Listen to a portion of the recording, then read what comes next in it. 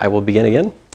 So guys, one of you asked me at the end of the last bit, how did I get from here to here? And so the details of that are, so we constructed U2, right, by this condition. And again, just to, and anytime you do this where that's an eigenvector, it's going to make U2 a generalized eigenvector order 2, see, because if I take a minus 2i squared, well, that's just like multiply this by a minus 2i, right? I get a minus 2i squared times U2. On the other side, I get a minus 2i times U1. But hey, we constructed U1 to be an eigenvector, so that's 0. So a minus 2i squared times U2 is 0, but a minus 2i times U2 is U1, which is not 0. U2 is a generalized eigenvector of order 2. Over here, that's super nice because that means that this vanishes in the magic formula, and so everything past it, and we're just left with these first two terms, right? And of course, this is exactly, right? This just is U1 by construction, and that's U2. So there you go. That's the matrix exponential solution. Es bueno? It's good? All right. So when I get my notes out, I'll show you a few more examples I have in the notes, which are kind of more symbolic. We'll get back to that. For the moment, though, I'm going to just shift gears a little bit here and talk about the non-homogeneous problem. All right.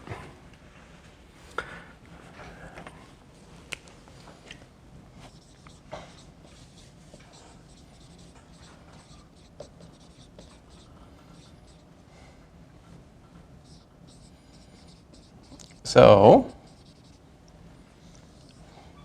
we're going to consider, let's say, maybe I should say dx.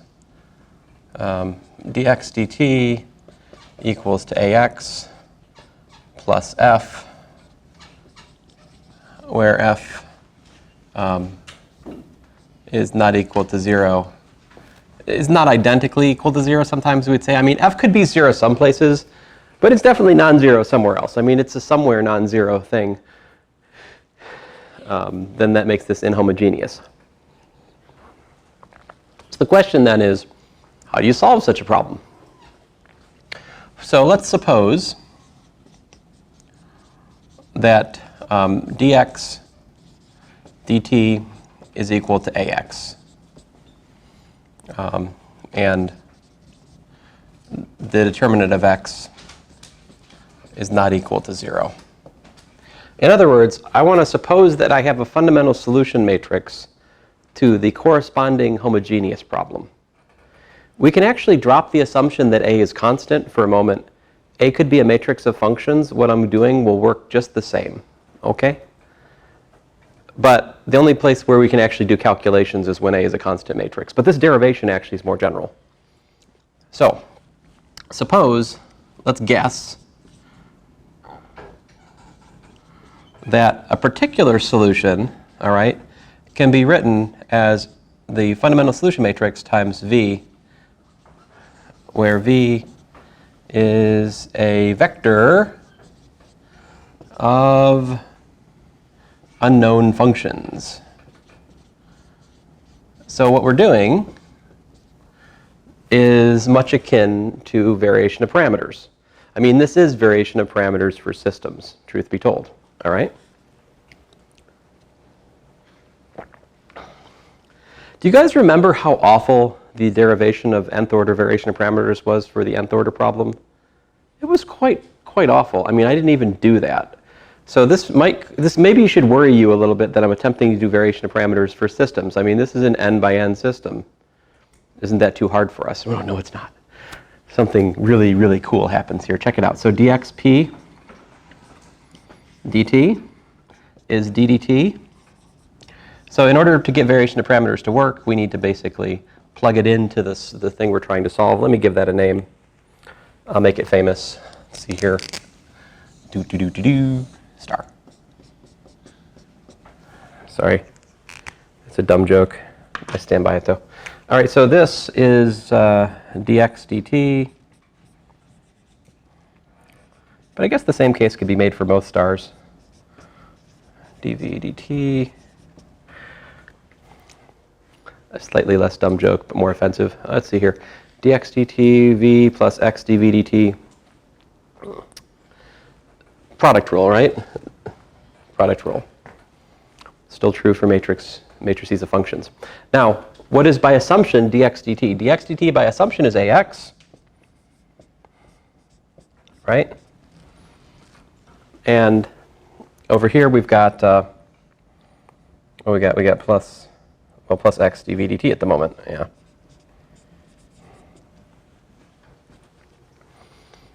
So here I'm just differentiating our guess. On the flip side of things, right, we have to have axp. What's axp going to be equal to? axp. axp plus f would be equal to, axv plus f.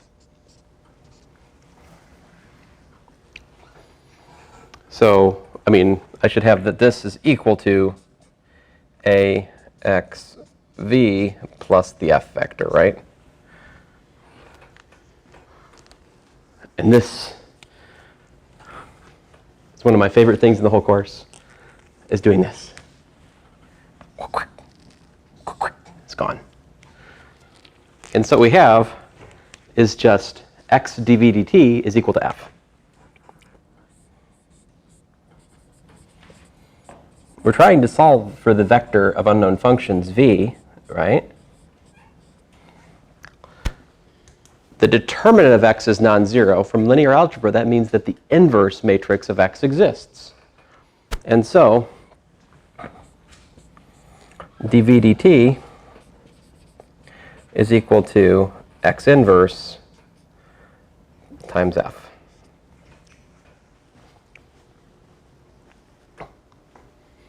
Therefore,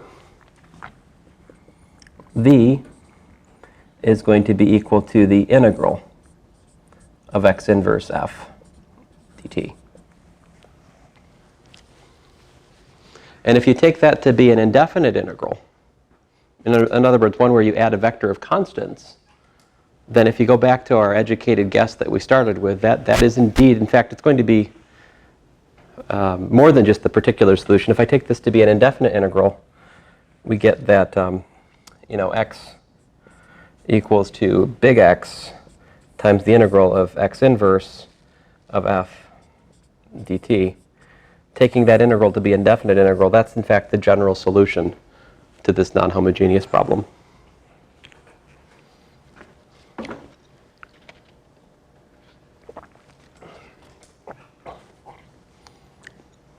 It's not bad, is it?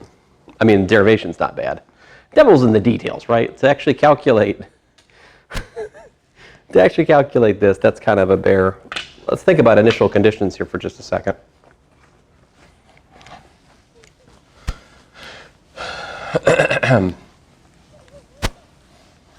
So let's see here. Suppose we want to solve star, and we also want that x of t naught equals to x naught, right? Then what we could do is we could say, okay, so dv, let's see here how to do this. I guess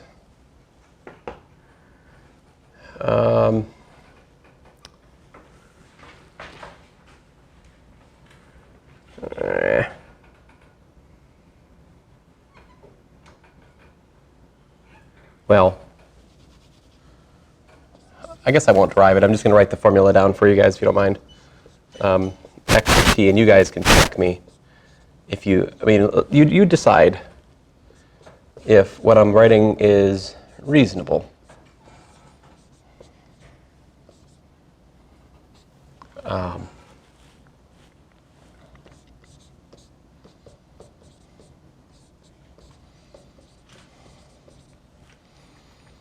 Some people would use a tau instead of a u. Like people like to use tau for a dummy variable of time.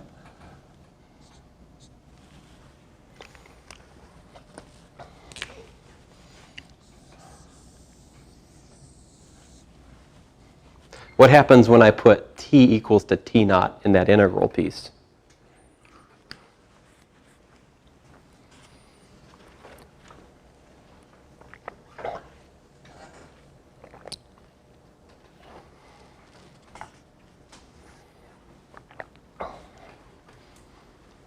What's the integral from t naught to t naught stuff? 0, right? Yeah, so that piece drops out, and we're just left with the x of naught. So as you can see, x of t naught is x naught. It fits the initial conditions, and so that's the solution. Let's see here. Yeah. Now we can work out an example of this if you guys would like. Okay. So let's work on an example. That'll take me 20 minutes. But it's probably a worthwhile exercise for us, so let's do it.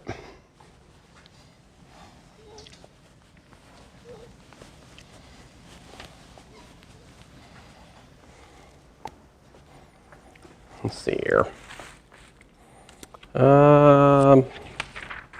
Now, you might wonder, what about, I mean, I guess I should still talk to you a little bit about, well, again, I'm going to get my notes out. I have additional examples in the notes for whatever I missed yet, but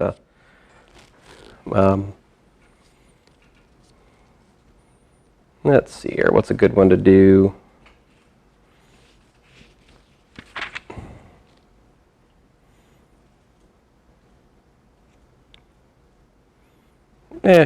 I'll try this one. 1, 2, all right, 2, 1, minus 3, 2.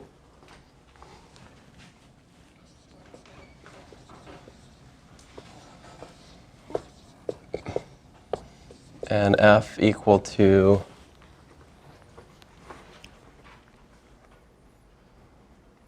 two e to the t and 4e to the t.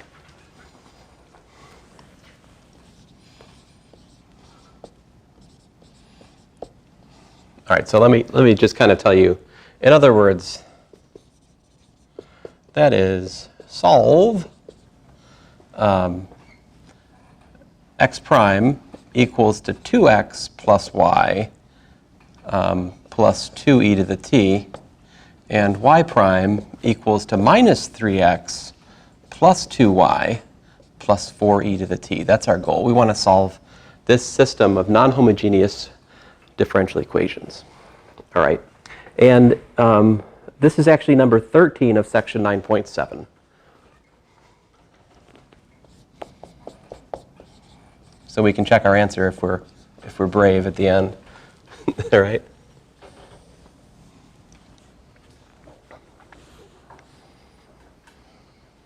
Oh, by the way, you could also write down a formula here. Since we know that the matrix exponential is a fundamental solution matrix, we could also write this, right?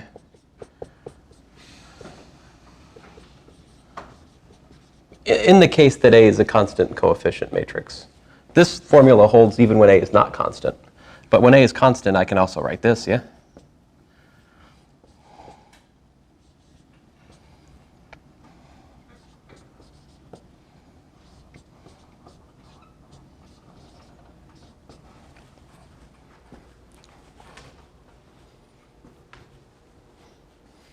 Not that that's especially helpful, unless you just happen to know how to multiply the matrix exponential times your inhomogeneous term. You know? Generically speaking, that's kind of beastly. It's not that helpful. Okay, I'll shut up. Now, getting back to here. So first order of business, we need to find our fundamental solution matrix, right? And again, like I was just saying, matrix exponential is not probably the best way to go here. We'll find the eigenvector solutions and put them together to make the fundamental solution matrix, okay? So eigenvalues, what are they?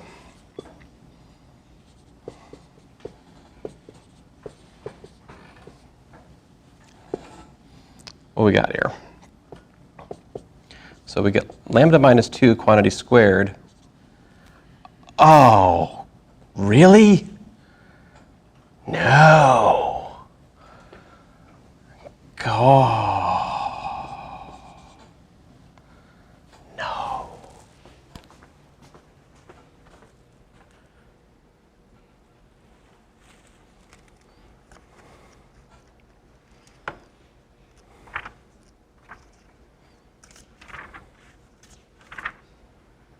Not sure I get paid enough for this example. What?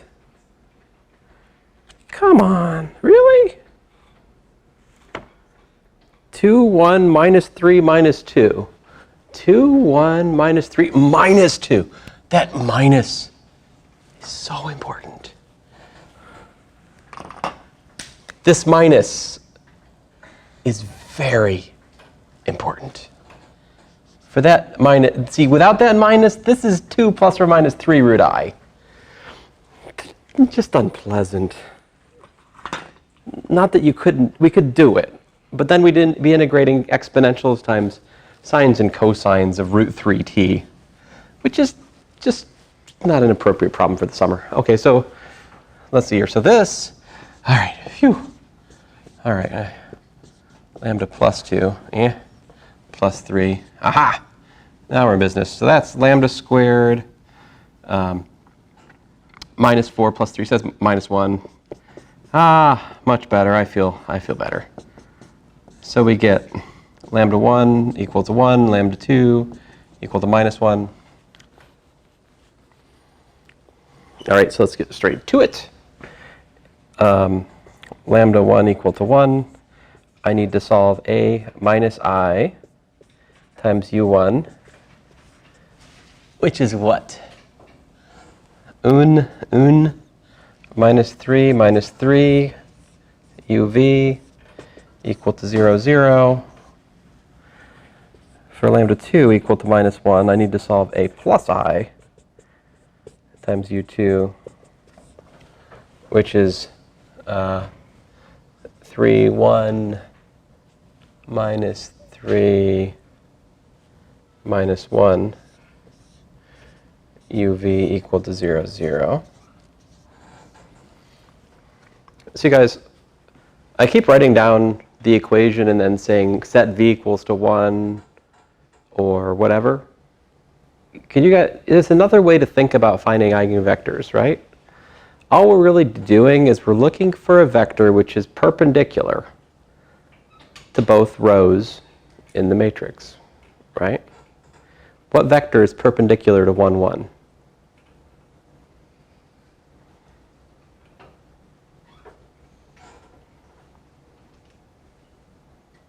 What vector, when you dot product with 1, 1, is 0?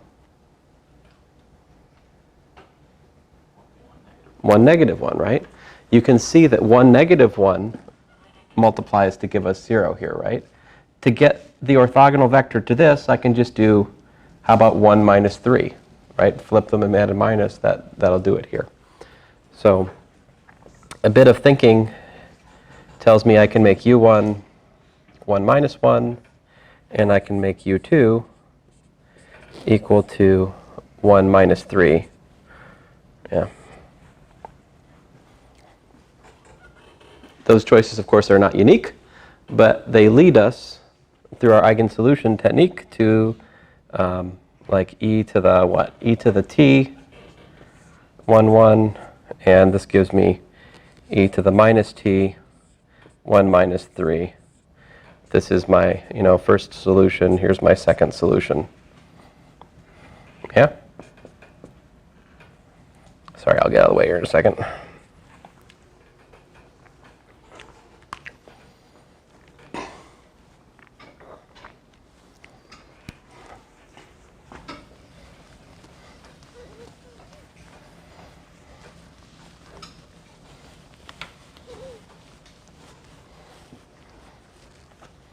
All right, now, thus, our fundamental solution matrix at time t is just what? We got ourselves e to the t, e to the t, e to the minus t, minus 3 e to the minus t, yeah? There's my fundamental solution matrix for this problem. Yep. Is that the one on the bottom of the first solution is supposed to be -1? Oh, yeah. Thank you. Thank you very much. That would have, I'm glad you pointed that out now and not later, because that would have been been very hurtful to me in about 3 minutes.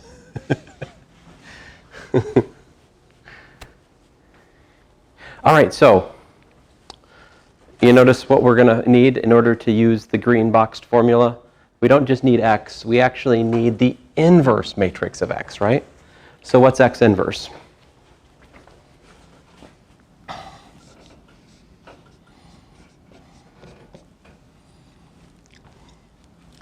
So sidebar, A, B, C, D inverse, remember I told you? It's 1 over AD minus BC, you flip the diagonals, you put minuses on the off diagonal. There's our go-to formula for the 2 by 2 inverse. By the way, that's why it's very mean for me to ask you a 3 by 3 inhomogeneous problem, because then you have to invert a 3 by 3 matrix of functions. How do you do that? The answer is carefully, of course. And with linear algebra, you don't quite understand yet. Let's see here. So that's kind of a nasty problem, isn't it? But there are symbolic, computer algebra systems that will help you out there. So we have 1 over minus 3 e to the t, e to the minus t. Well, that's very nice. And then plus e to the t, e to the minus t. Well, that's not.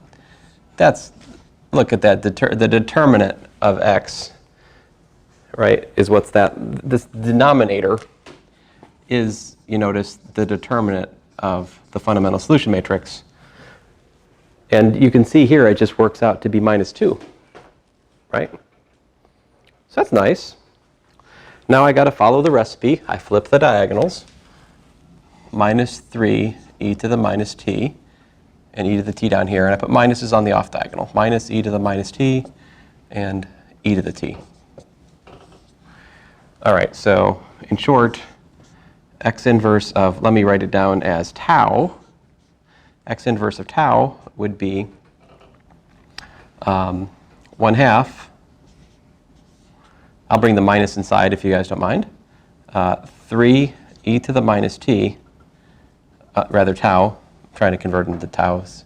E to the minus tau, e to the minus tau, minus e to the tau, minus e to the tau. So there you go. There's the inverse of the fundamental solution matrix at time tau. All right. We're getting there. See, what I'm trying to do is build up the pieces we need to put together the variation of parameters formula, right? I don't know if this problem came with initial conditions or not, did it?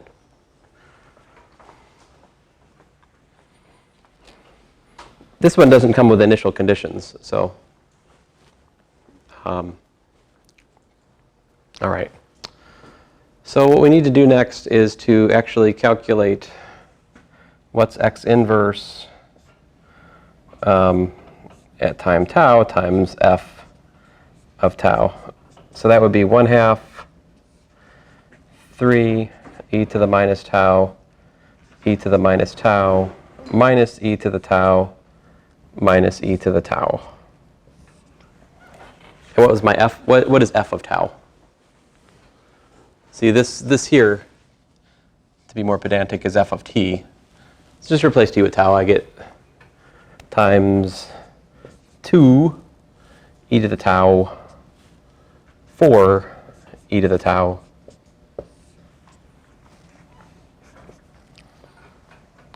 So let's see here. So if you don't mind, I'm going to make a slight arithmetic adjustment here. I'm going to cancel this half with the 2, and that makes this 4 become a what? 2, right? So I get 3 plus 2, and I get minus 1 minus 2. Hey, that wasn't bad. This is 5 minus 3. Hey, look at that. This is harmless. So the thing I have to integrate is this, right?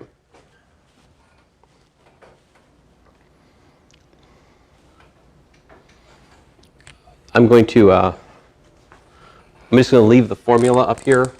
So let me just partition this off. I'll continue. So we have then x of t equal to the integral, let's say, let's just do the integration from 0 since, you know, whatever.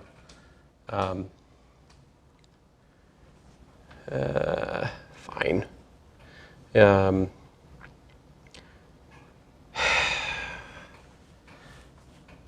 I don't know. There's various ways of looking at this. Let me just do it the laziest way. So, I don't know. Let me just say x naught. Fine. X naught plus, what was x of t? E to the t, e to the minus t, minus e to the t, minus 3e to the minus t. And then I want to multiply that by the integral from t naught to, let me just multiply by the integral from 0. I'm going to set t naught equal to 0 since we don't have any really reason not to. We just worked out that x inverse of tau times f of tau is just the constant vector 5 minus 3. Hooray! D tau, right? So what's that integration work out to? That integration just gives me 5t minus 3t, right?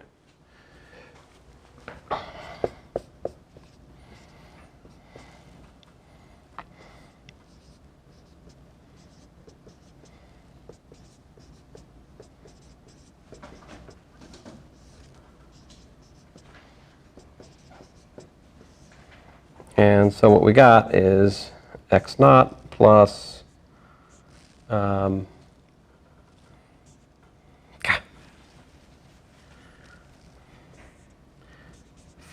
e to the t minus 3t e to the minus t, and then minus 5t e to the t plus 9t e to the minus t.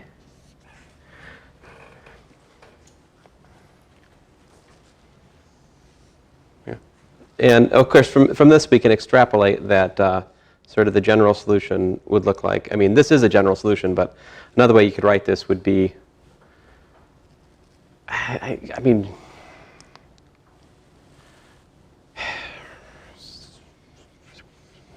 C1, fine.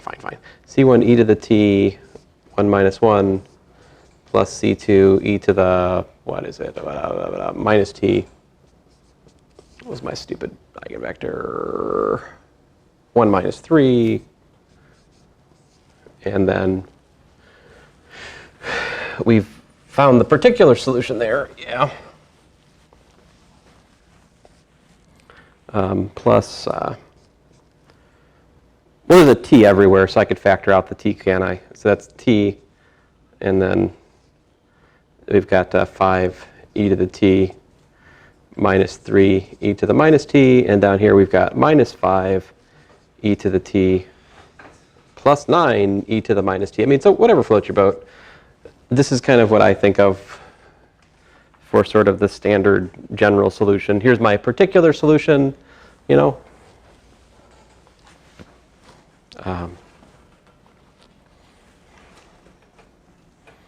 The one I have on the left-hand side puts x of 0 being x naught, right? So that will fit the initial condition x of 0 equals x naught. This one, depending on your choice of C1 and C2, you'll fit other initial conditions, right? But that's how you do it. Again, if you want to solve a higher order system like 3 by 3, 4 by 4, whatever, you got to find some way to invert the fundamental solution matrix, right? Now, if you've had linear algebra before, you can do what we do there. You can basically, there is a method, you know, hand-to-hand combat, which will work. You just, you start with x of t concatenated, I can't say concatenated, glue the identity matrix over here, right? You calculate the reduced row echelon form of that guy, And that will give you the identity matrix here, and whatever appears here is x inverse of t. And you can, this is the calculational method for finding inverses of larger matrices where you don't know the 2x2 formula. You just don't want to do that. I mean, if somebody asks you to do that, they should pay you money, because it's going to take a while, right? I mean, and you may or may not be interested in doing that. I don't know. So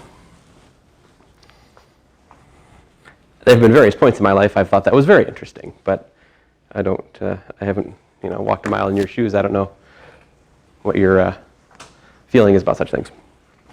So what was our other method of solving inhomogeneous problems before? Before the, on test one, what was our other method? We had the annihilator method, right? Which led to undetermined coefficients. You might ask the question, is there undetermined coefficients for systems, right? There is, but I don't care for it, so I don't teach it.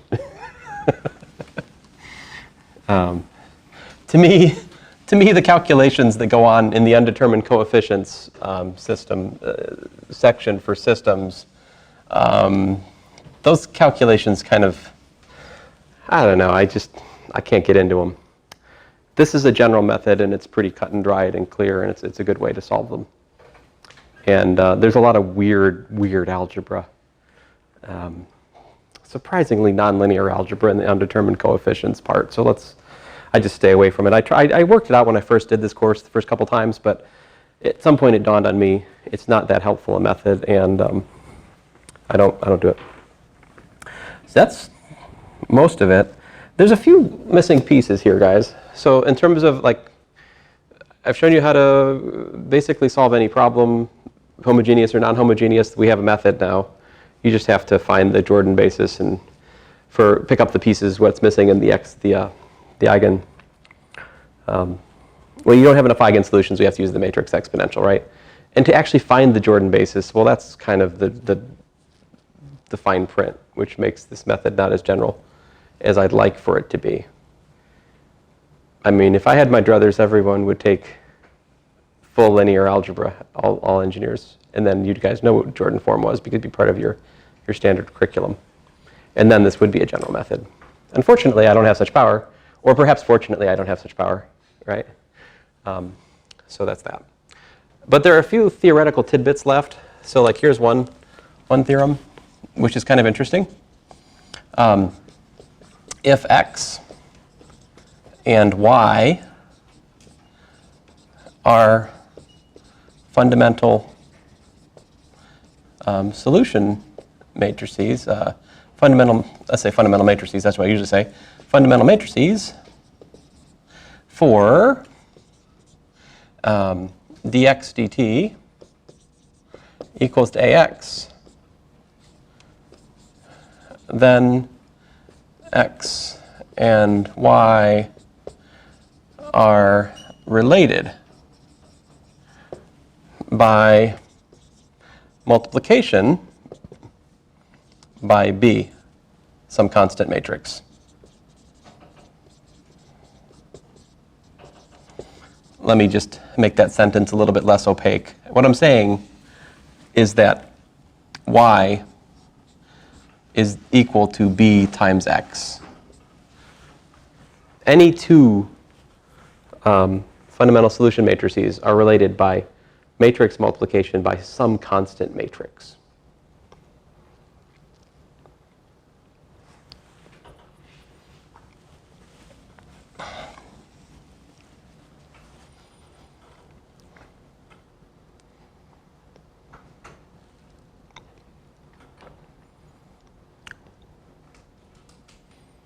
Let's see here.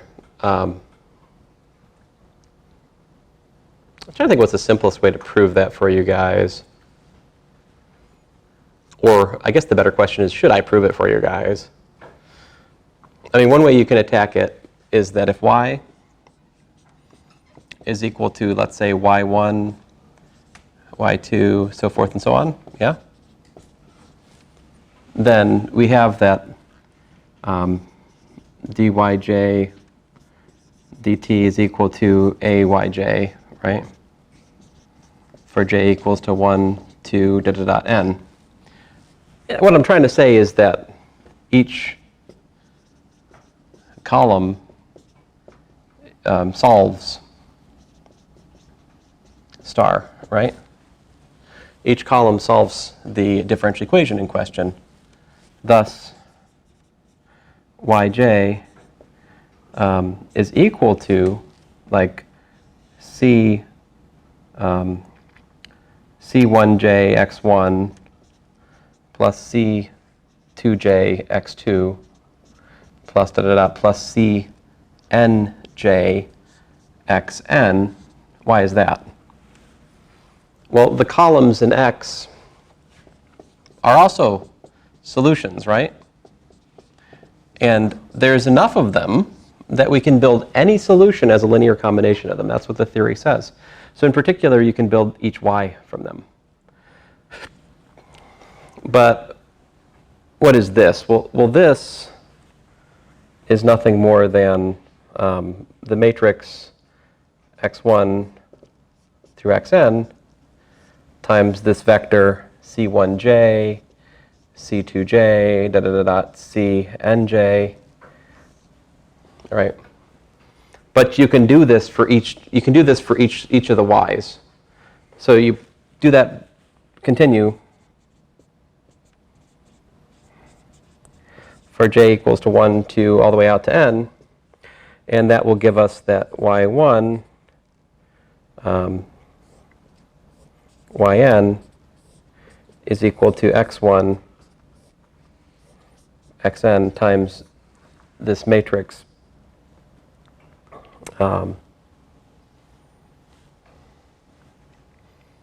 well,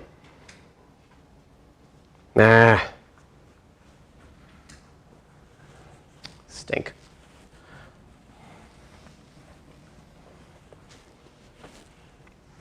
I'm not convinced yet. So I just need to write something down. So y1 is equal to x times, let's say, cj vector, right? C1 vector, rather. Sorry about that. And y2 is equal to x times the c2 vector, and so forth and so on. I'm saying that this is the jth constant vector. And so we get all these relations here. And so if you put that together as one big matrix equation, we get that y is equal to x times c1, c2, cn, which is what I was trying to prove, which is that y is equal to the, I'm sorry, I scratch this, x times b, there you go. Better? So as you can see, y is equal to x times that matrix. And since the determinant of y is equal to the determinant of x times the determinant of this matrix, which I'm calling C, the determinant of y is assumed to be non-zero. The determinant of x is assumed to be non-zero. So it forces this C matrix to be an invertible matrix.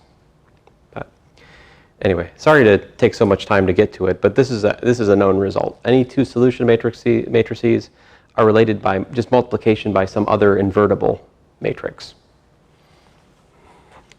So one of the questions I sometimes ask students on tests, which tends to confound them, is like, okay, so here we found x, right? What's the matrix exponential then? Can you calculate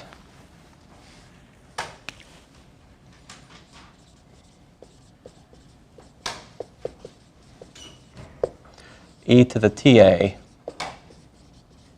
from x, given x is a fundamental solution matrix, yeah?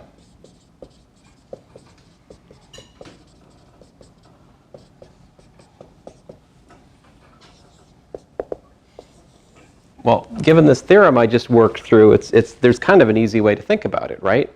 Because what do we know? We know that e to the ta, right, is equal to what? It's equal to x times some constant matrix C.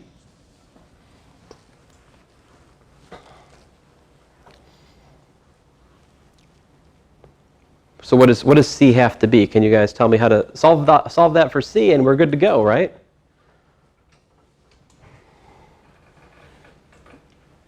No, you don't just solve it without thinking, though. Like, what we should do is, what makes the matrix exponential the simplest to think about? Absolute easiest case.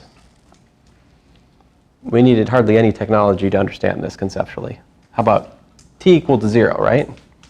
One of the lowest hanging fruits. T equals 0 gives me the matrix exponential is just the identity matrix, right? So we get the identity matrix is equal to x at 0 times C. So what's that say about C? C is the inverse of the fundamental solution matrix at time 0. So therefore, we get this handy-dandy formula for the matrix exponential. In particular, it's x of t times x inverse at time 0. That is a way to calculate the matrix exponential from a given fundamental solution matrix directly, which is pretty nice. So we can calculate the matrix exponential for the example we just did. What example was that? I've lost my number. Oh, man. What was that? Was it 4? 5? So this is 6 then. Or this is 5. That's 4. This should be 5. Okay. So example 5, e to the t, and oh man, I erased the a. What was the a? Curses. 2, 1, minus 3, minus 2, right? 2, 1, minus 3, minus 2 should be equal to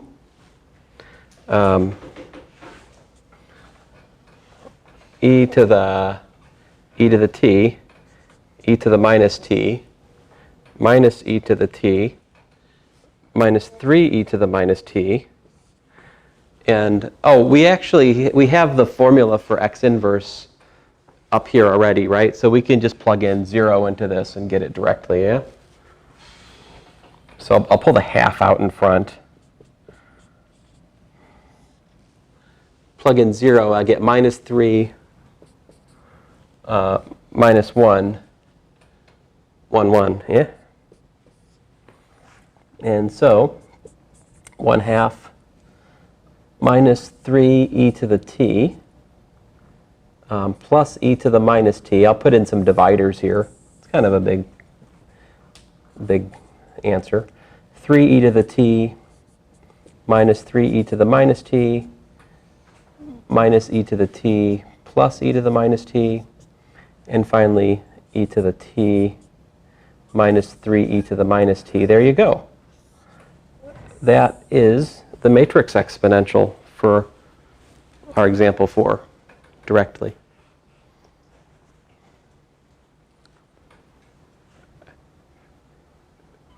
Trust me when I tell you, it would be much harder to calculate that directly from the definition. Right? If you just looked at it as I plus ta plus 1/2 t squared a squared plus 1 over 3 factorial t cubed a cubed, I'm not sure I would ever get to that. That would be pretty hard to calculate, and yet there it is. So there's a lot of neat theory surrounding the matrix exponential. I'm just showing you a few small things. All right, so let me get my notes out and let's look at some things together. And also in the remaining time today, I have two orders of business. The one is to just show you some calculations which are I just don't feel like writing them out, yeah? And then the other thing I wanted to do was to get p-plane back out again and talk about stability of systems and how eigenvalues relate to stability. What's stability? You know, what is that? What do you mean stability of a system? So we'll get there. So technically, the stability stuff is discussed in chapter 12 of your book. because you guys have the 4th edition. Sometimes in later editions, this chapter has been chopped out. For shame. It's one of the more interesting chapters in your whole textbook, so. Anyway, we'll at least get started with this today. We probably won't finish it, but I first owe you the rest of the examples about the matrix exponential before I forget, but come on, wake up. Wake up.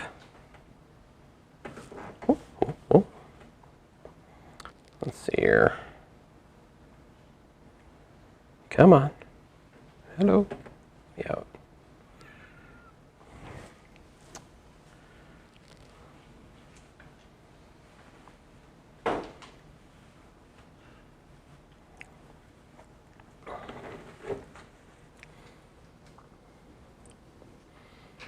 So I actually have proofs of some of the things I've just claimed for you guys in the notes, yeah?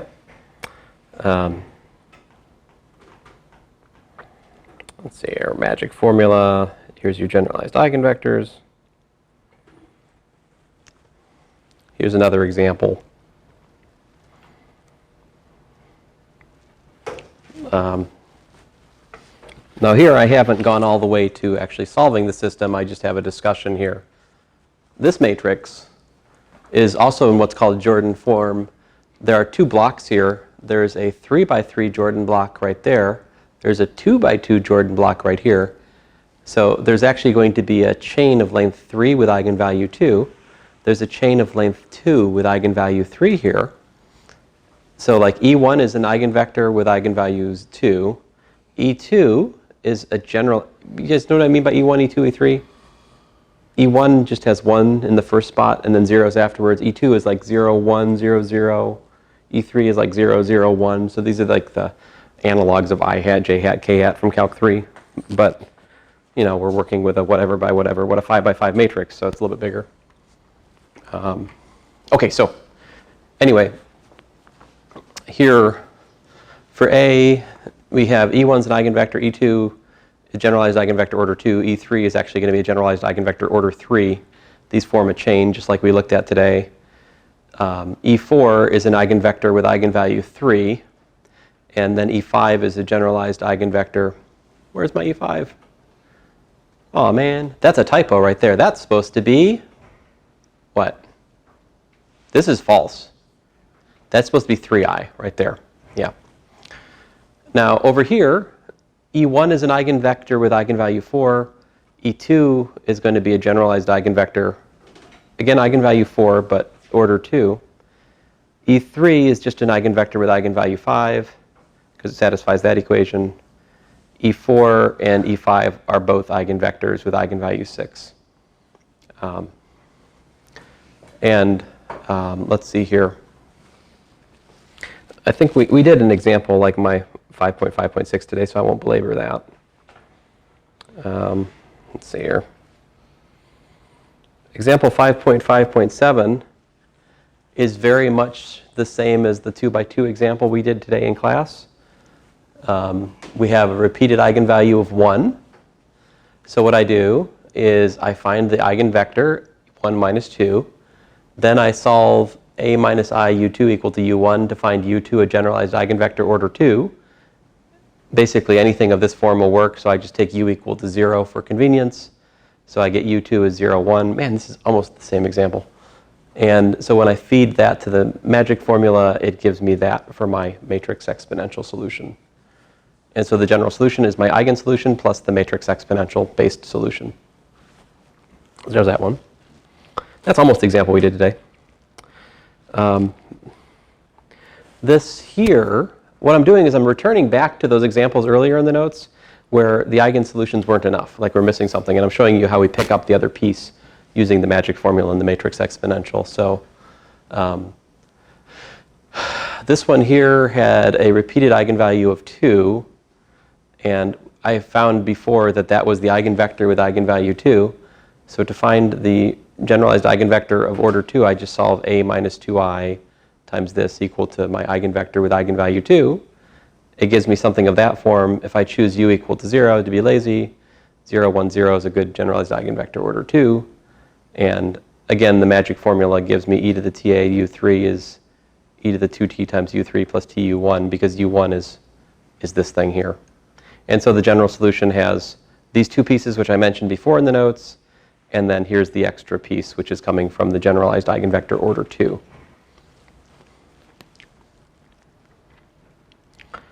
All right, so I got more similar example. Go on here.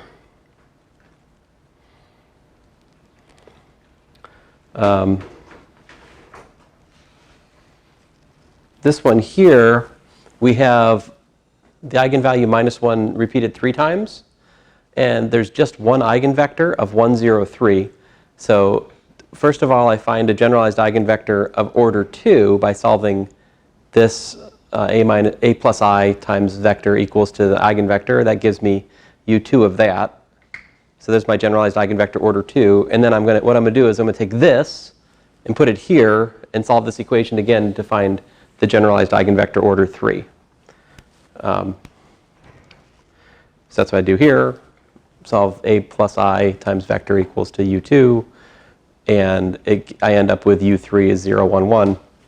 So I have a chain of generalized eigenvectors, length 3 for eigenvalue -1, which gives me these algebraic conditions.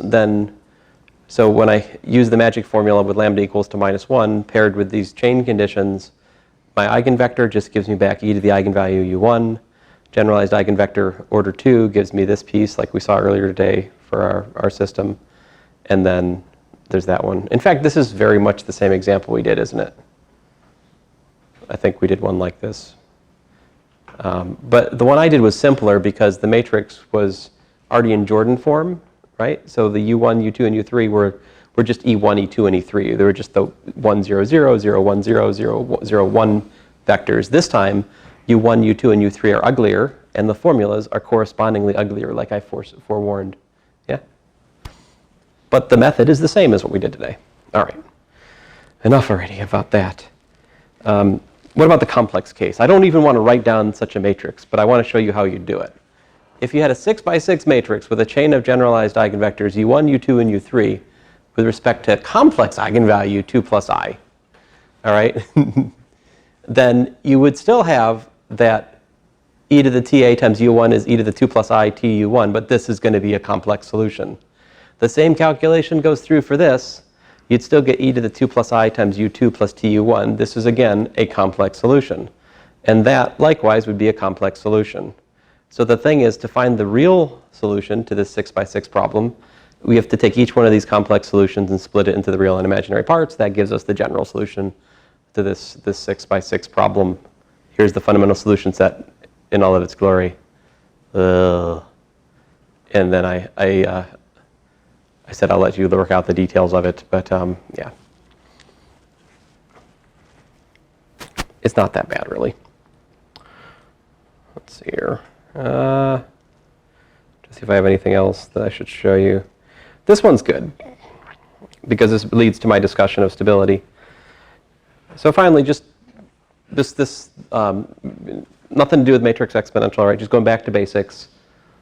I want to talk to you about what's the geometry behind what we're doing, all right? So suppose we're solving the system, x prime equals to x plus y, y prime equals to 3x minus y, right? So we go back to basics, we write down x prime, y prime equals to the matrix of coefficients, 1, 1, 3, minus 1, x, y, right? And what do? We found eigenvectors. We found the eigenvalues in this case would be -2, and 2 with eigenvectors -1, 3 and 1, 1 respective. And we write down our answer, right? Where's the geometry in that? Like, it's just a solution technique, right? We don't really have a sense of what we're doing geometrically. But I can explain to you what it is. So here's how it goes.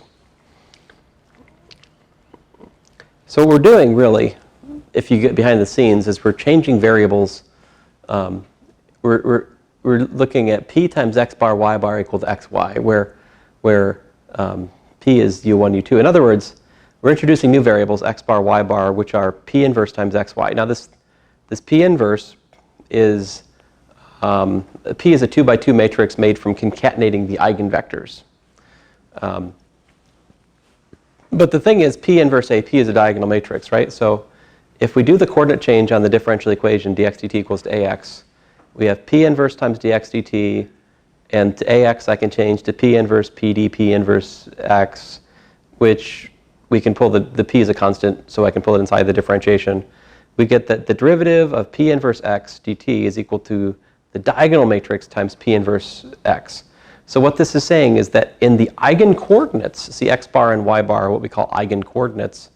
They're new coordinates based on the eigenvector directions being the coordinate axes, all right?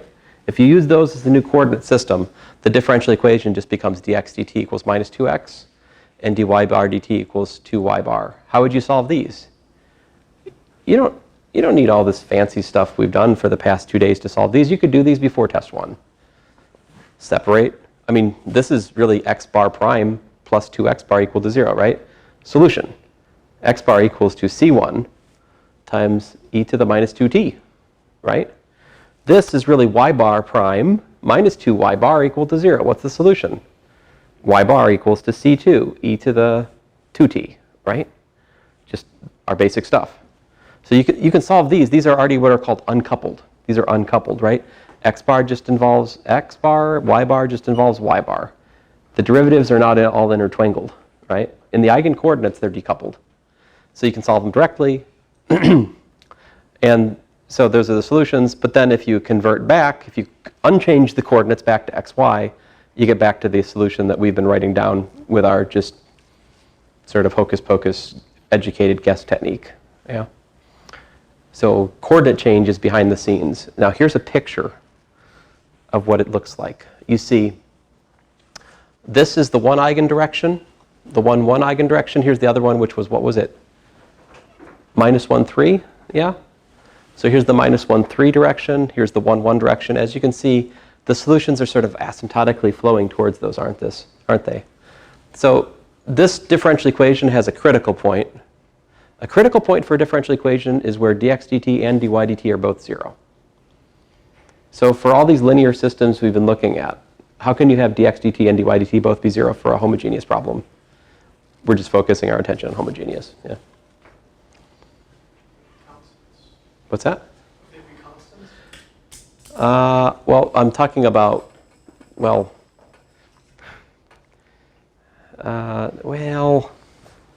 would they be constants? If I had dx bar and dy bar, if I had dx dt and dy dt 0 for all time, they'd be constants, right? But they could be, it could be 0 for just a moment in time, and they wouldn't have to be constant, right? I mean, that's the nature of the solutions that go through here. I mean, there might be a constant solution that goes through there as well, but right here, where x and y are both 0, that's where we have a critical point for the system. Okay? And this point is what's known as a, see what's going on here? This solution, it's flowing away from the origin, right? This one is also flowing away from the origin, aren't they? How about these ones, though? See one along these directions? These two solutions are flowing into the origin. So if we can imagine yourself starting at the critical point and just giving yourself a little nudge, depending on which direction you got nudged, you'd do what? You either just come back, right? Or if you get nudged the wrong way, you just keep going and going, right? So this is an example of what's called an unstable node. This is not a stable point. So there are let's see here if I can find. Give me a second here, guys. I'll find the.